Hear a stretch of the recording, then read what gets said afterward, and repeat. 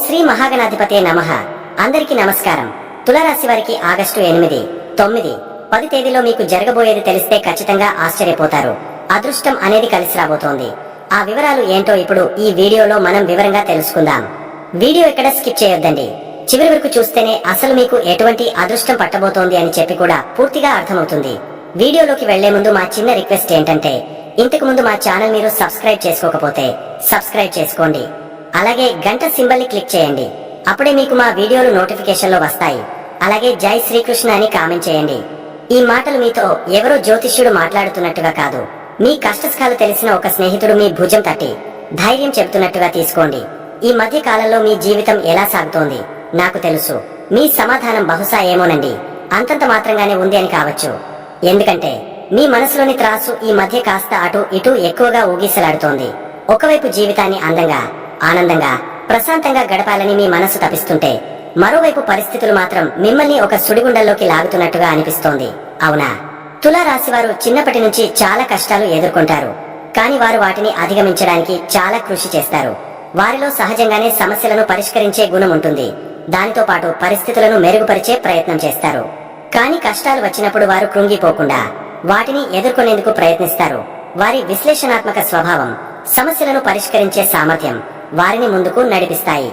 ఈ తులారాశి వారి గురించి ఎంతో ప్రత్యేకతలు ఉంటాయి. చాలా విషయాలలో వీరు చాలా నిబద్ధతతో, అంతేకాకుండా చాలా ఆలోచన విధానంతో ఉంటారన్నమాట. ఎందుకంటే వీరు ఆలోచించే విధానం చాలా బ్యాలెన్స్ గా ఉంటుంది. వీరు చాలా విషయాలలో స్ట్రైట్ ఫార్వర్డ్ గా ఉంటారు. ఏది దాచుకోవడం వీరికి రాదు. అంతేకాకుండా చేసే ప్రతి పనిని కూడా వీరు నిజాయితీగా చేయడం అనేది అలవాటు. వీరు చేసే ప్రతి పనిలో అందరికీ, అంటే ఈ రిజర్వ్డ్ గా ఉండటం వల్ల ఎవరికి కూడా ఎలాంటి ఇబ్బంది కలగకుండా ఉండే విధంగా వీరి యొక్క ఆలోచన విధానం, వీరి పనులు ఉంటాయన్నమాట. ఎవరికి ఇబ్బంది కలగదు అనుకుంటేనే ఆ పనిలో వీరు ముందుకు నడవడం జరుగుతోంది. ఇలా ప్రతి ఒక్కరి గురించి ఆలోచించేటువంటి స్వభావం ఈ తులారాశి వారికి అనేది ఉంటుంది. ఎక్కువగా వీరు ప్రశాంతమైనటువంటి వాతావరణాన్ని కోరుకుంటూ ఉంటారు. ప్రస్తుతం మీరు ఎదుర్కొంటున్న కొన్ని ఇబ్బందుల గురించి మాట్లాడుకుందాం. ముందుగా మీ ఆరోగ్యం. అదేదో పెద్ద అనారోగ్యం కాదు, కానీ ఏదో ఒక చిన్న సమస్య నిరంతరం మిమ్మల్ని వేధిస్తూ ఉండవచ్చు. ఉదయం లేవగానే ఎంతో ఉత్సాహంగా పని మొదలు పెడదాం అనుకుంటారు. కానీ శరీరం సహకరించినట్టుగా ఒక రకమైన నీరసం, అలసట ఆవహిస్తాయి. ముఖ్యంగా కాళ్ల నొప్పులు, జీర్ణ సంబంధిత సమస్యలు, నిద్ర సరిగా పట్టకపోవడం లాంటివి మిమ్మల్ని ఇబ్బంది పెడుతూ ఉండవచ్చు. దీనికి కారణం మీ 6వ ఇంట్లో తిష్ట వేసుకుని కూర్చున్న శని భగవానుడు. ఆయన మిమ్మల్ని క్రమశిక్షణలో పెట్టాలని చూస్తున్నాడు. కానీ ఆ క్రమంలో మీరు కాస్త శారీరకంగా, మానసికంగా నలిగిపోతున్నట్టు భావిస్తున్నారు. ఆఫీసులో, ఇంట్లో రోజు చేసే పనులే ఒక పెద్ద బరువులా, శిక్షలా అనిపిస్తున్నాయి. ఎంత కష్టపడినా సరైన గుర్తింపు రావడం లేదే, నా శ్రమంతా బూడిదలో పోసిన పన్నీరు అవుతోంది అనే ఆవేదన మీలో తరచుగా కలుగుతూ ఉంటుంది. ఇక ఆర్థిక విషయాలు చూస్తే, డబ్బు వస్తున్నా కూడా నీళ్లలా ఖర్చయిపోతోంది. చేతిలో నిలవడం లేదు. పాత అప్పులు అకస్మాత్తుగా గుర్తుకొచ్చి మిమ్మల్ని కంగారు పెడతాయి.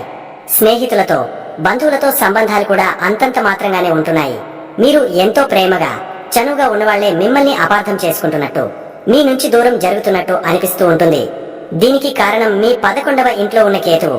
ఆయన ప్రభావం వల్ల మీరు సంఘానికి, స్నేహితులకు దూరంగా, ఒంటరిగా ఉందామని అనుకుంటారు. కానీ మీ నైజం అది కాదు కదా. నలుగురితో కలిసిమెలిసి ఉండటమే మీ బలం.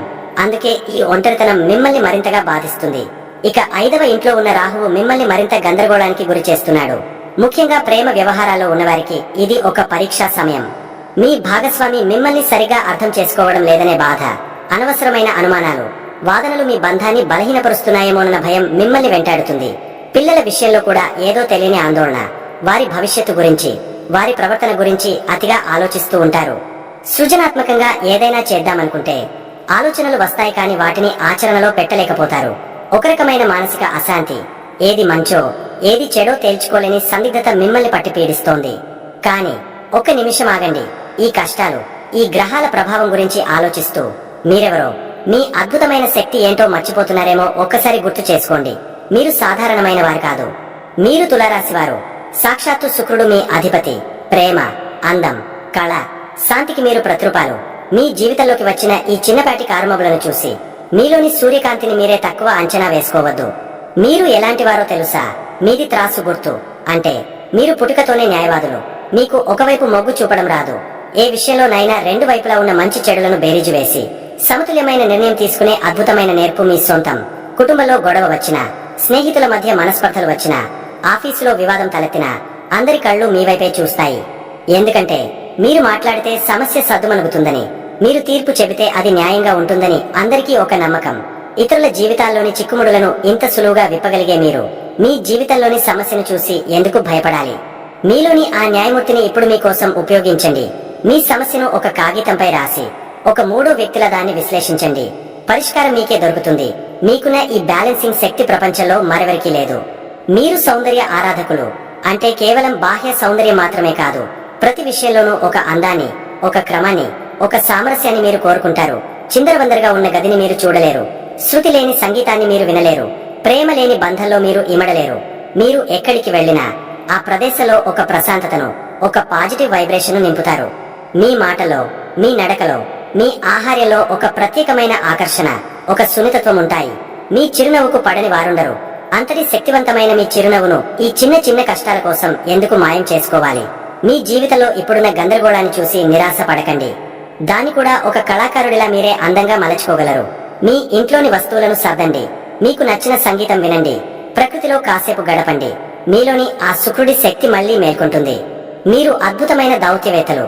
గొడవ పడకుండా, ఎదుటివారిని నొప్పించకుండా మీకు కావాల్సిన పనిని సాధించుకునే అద్భుతమైన కళ మీకు తెలుసు. 10 మందిలో ఎలా మాట్లాడాలో, ఎప్పుడు మౌనంగా ఉండాలో మీకు తెలిసినంతగా మరెవరికీ తెలియదు. అందుకే వ్యాపారంలో, ఉద్యోగంలో భాగస్వామ్యాలు మీకు బాగా కలిసి వస్తాయి.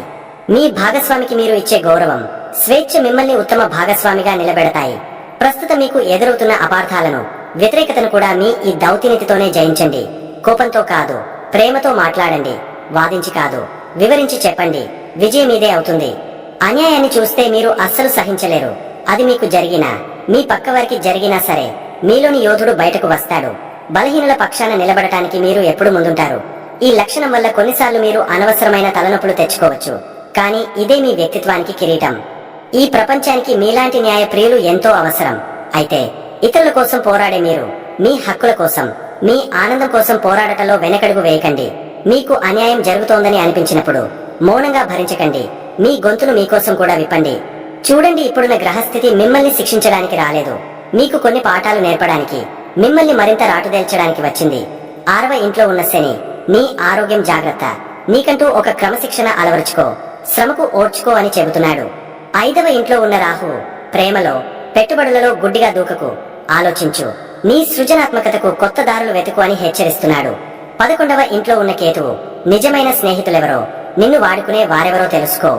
ఒంటరిగా నీతో నువ్వు గడపడం కూడా నేర్చుకో అని సూచిస్తున్నాడు. ఈ గ్రహాలు ఇచ్చే శిక్షణను మీరు పూర్తి చేస్తే మీరు మునుపటి కన్నా 100 రెట్లు శక్తివంతంగా, వజ్రలా ప్రకాశిస్తారనడంలో ఎలాంటి సందేహం లేదు. మీరు చేయాల్సిందల్లా ఒకటే, మీలోని ఆ సహజమైన బలాన్ని నమ్మండి. మీలోని త్రాసు ఎప్పటికీ వంగిపోదు. కాసేపు ఊగిసలాడుతుందంతే. దాన్ని మళ్లీ స్థిరంగా నిలబెట్టగల శక్తి మీ చేతుల్లోనే ఉంది. ప్రతిరోజు ఉదయం లేవగానే ఒక 5 నిమిషాలు మీతో మీరు మాట్లాడుకోండి. నేను తులారాశి వారిని. శాంతి, ప్రేమ, న్యాయం నా ఆయుధాలు. ఏ సమస్యనైనా ఎదుర్కోగల శక్తి నాకుంది అని మీకు మీరే చెప్పుకోండి. మీ రాశ్యాధిపతి శుక్రుడికి ప్రతీక అయిన మహాలక్ష్మి అమ్మవారిని, మీకు ఇష్టమైన దేవతను ప్రార్థించండి. ఇంటిని, పరిసరాలను శుభ్రంగా, సువాసన భరితంగా ఉంచుకోండి. అది మీలో పాజిటివ్ ఎనర్జీని నింపుతుంది. పెద్దల ఆశీస్సులు తీసుకోండి. వారి అనుభవాలు మీకు దారి చూపిస్తాయి. గుర్తుంచుకోండి, రాత్రి ఎంత చీకటిగా ఉంటే ఉదయం అంత ప్రకాశవంతంగా ఉంటుంది. మీరు ప్రస్తుతం ఎదుర్కొంటున్నది ఆ చీకటి రాత్రినే. మీ జీవితంలోకి అదృష్టాన్ని, ఆనందాన్ని 9వ ఇంట్లో ఉన్న గురువు అందిస్తున్నాడు. మీ కష్టాలన్నీ తొలగిపోయి మీ ముఖంలో మళ్లీ ఆ సహజమైన చిరునవ్వు విరబూస్తుంది. మీలోని అద్భుతమైన లక్షణాలను ఆయుధాలుగా చేసుకుని పోరాడండి. మీరు ఒంటరి కాదు. ఈ విశ్వశక్తి, మీలోని ఆత్మశక్తి మీకు ఎల్లప్పుడూ అండగా ఉంటాయి. తులారాశి వారు ఈ చిన్నపాటి యుద్ధంలో గెలిచి మీ జీవితాన్ని మళ్లీ సామరస్యంతో, ఆనందంతో, ప్రేమతో నింపుకోండి. ఆ శక్తి మీకుంది. మీకు అంతా మంచే జరగాలని మనస్ఫూర్తిగా కోరుకుంటున్నాను. తులారాశి వారికి ఆగస్టు 8, 9, 10 తేదీలలో ఏ విధంగా ఉంటుందో ఇప్పుడు మనం వివరంగా తెలుసుకుందాం. ఈ 2 రోజులు మీ దృష్టి, మీ భావోద్వేగాలు ఒక కొత్త మలుపు తీసుకుంటాయి.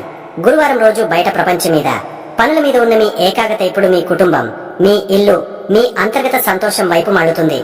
ఎందుకంటే చంద్రుడు మీ 4వ ఇంట్లోకి, అంటే సుఖస్థానంలోకి ప్రవేశించాడు. ఇది మాతృస్థానం కూడా. కాబట్టి ఈ 2 రోజులు మీరు తల్లితో ఎక్కువ సమయం గడపాలని కోరుకుంటారు. ఆమె ఆరోగ్యం గురించి శ్రద్ధ తీసుకుంటారు. ఇంటికి సంబంధించిన పనులపై, ఇంటిని అందంగా తీర్చిదిద్దుకోవడంపై మీ ఆసక్తి పెరుగుతుంది. బయట ఎంత హడావిడిగా ఉన్నా ఇంటికి రాగానే ఒక రకమైన ప్రశాంతతను మీరు కోరుకుంటారు. ఉద్యోగస్తులకు ఈ 2 రోజులు పనిభారం కొంచెం ఎక్కువగా అనిపించవచ్చు. 10వ ఇంట్లో ఉన్న సూర్యుడు వక్రబుధుడు మీపై బాధ్యతలను పెంచుతారు. అదే సమయంలో 4వ ఇంట్లో ఉన్న చంద్రుడు మీ మనస్సును ఇంటి వైపు లాగుతాడు.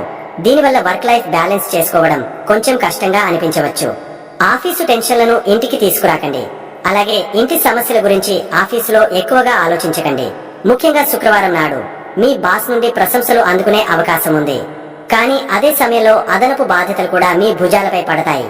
శనివారం నాడు పనులో కొంచెం జాప్యం, మందకొడితనం ఉండవచ్చు. సహోద్యోగులతో చిన్న చిన్న మనస్పర్ధలు రాకుండా జాగ్రత్త పడండి. మీ మాట తీరు చాలా ముఖ్యం. వ్యాపారస్తులకు ఈ 2 రోజులు లాభదాయకంగానే ఉంటాయి. కానీ మీరు మీ కంఫర్ట్ జోన్ నుండి బయటకు రావడానికి ఇష్టపడకపోవచ్చు.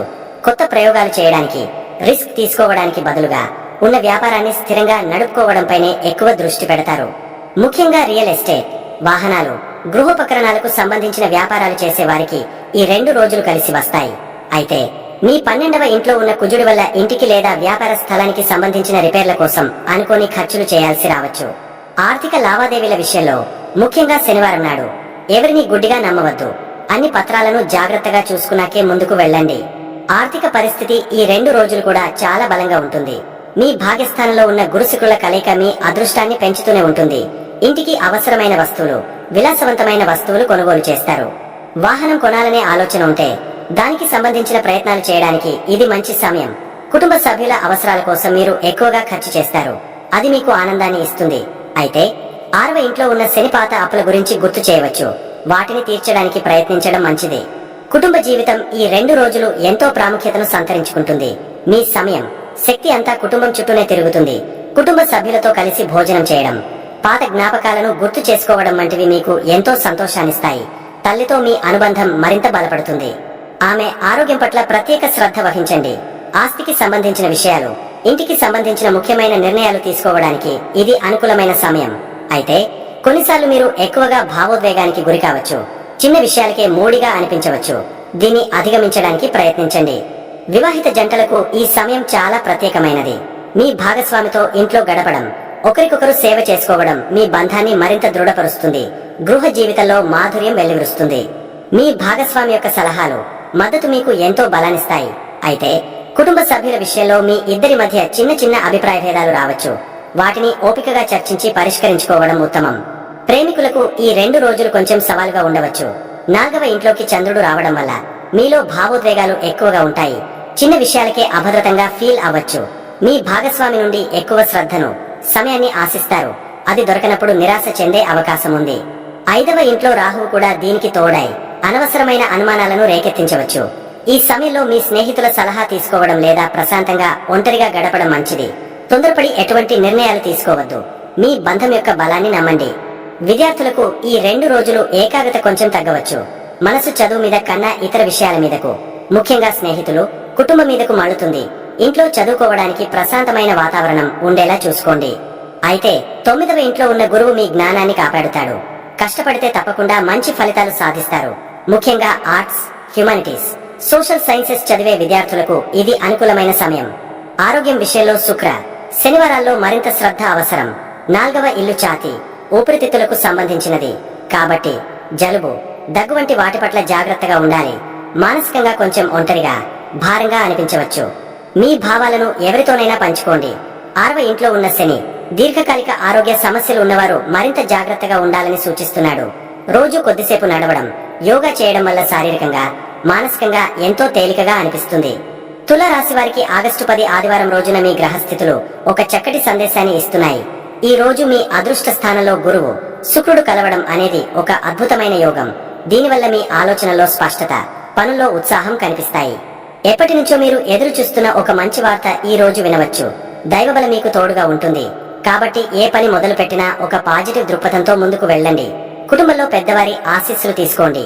అది మీకు మరింత బలాన్ని ఇస్తుంది. కుటుంబ సభ్యులతో కలిసి సంతోషంగా గడుపుతారు.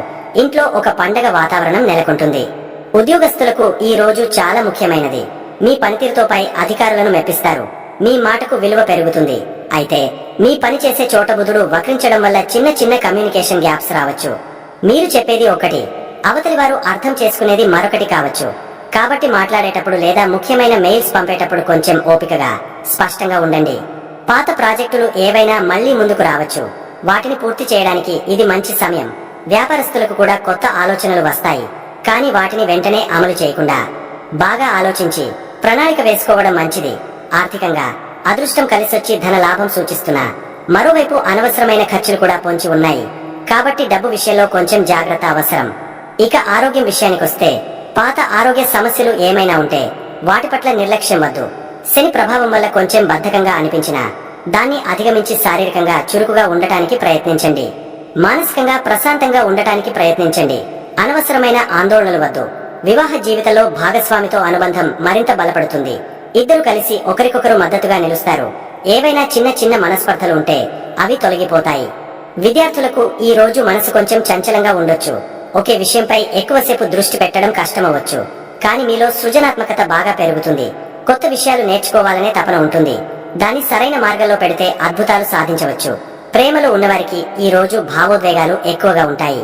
మీ భాగస్వామిపై ప్రేమ పొంగుకొస్తుంది.